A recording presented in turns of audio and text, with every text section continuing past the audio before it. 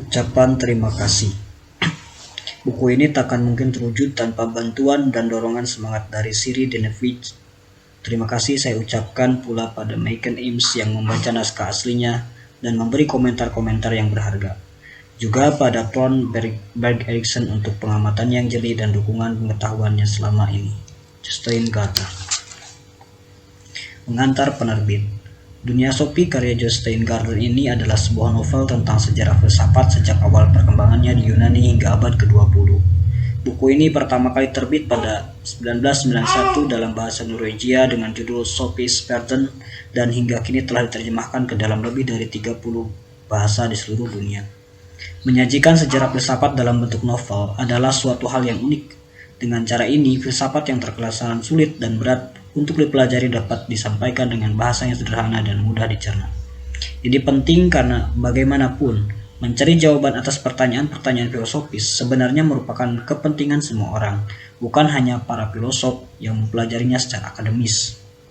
Kegairahan menemukan jawaban atas pertanyaan-pertanyaan mendasar tentang makna dan tujuan hidup, bagaimana cara hidup yang baik, dan pertanyaan tentang asal-usul alam semesta, misalnya, tak dibatasi oleh usia dan tempat. Setelah semua yang telah dicapai dalam hidup ini, lagi-lagi orang akan terbentur pada pertanyaan yang sama. Tidak mempedulikan pertanyaan-pertanyaan ini membuat hidup dijalani dengan tidak sadar. Tapi, tak banyak orang yang berani menghadapi pertanyaan mendasar hidupnya dengan terbuka karena prosesnya akan sulit dan menyakitkan.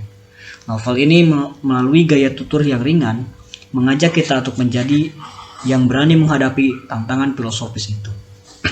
Oleh karena itu, tak heran jika buku ini laris luar biasa di setiap negara yang telah menerbitkan edisi terjemahannya.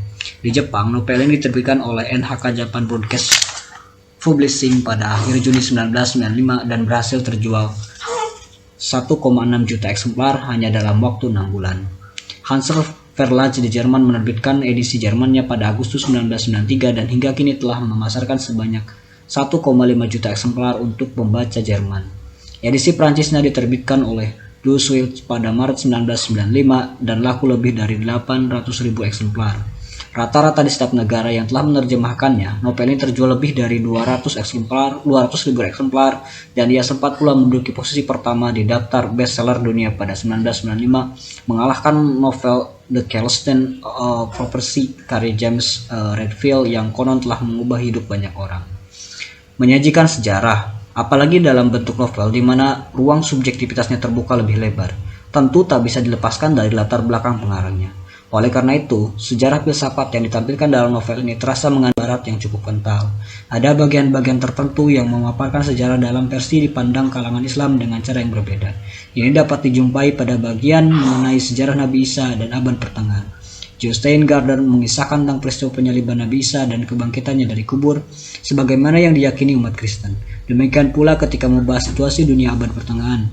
Sebagaimana lazimnya para penulis barat dan memotret periode ini, Gaarder melewatkan banyak kontribusi besar para filsuf dan ilmuwan Islam dalam mengantarkan Eropa keluar dari abad kegelapannya. Tapi ini tidak semestinya membuat novel ini tidak layak diapresiasi. Bagaimanapun, bahasa filsafat tidak bisa dilepaskan dari lingkungan pengalaman sehari-hari, dan itu membuka kemungkinan bagi setiap orang untuk memperkaya diri dengan mengambil bahan renungan dari pengalaman orang lain, termasuk lewat novel ini.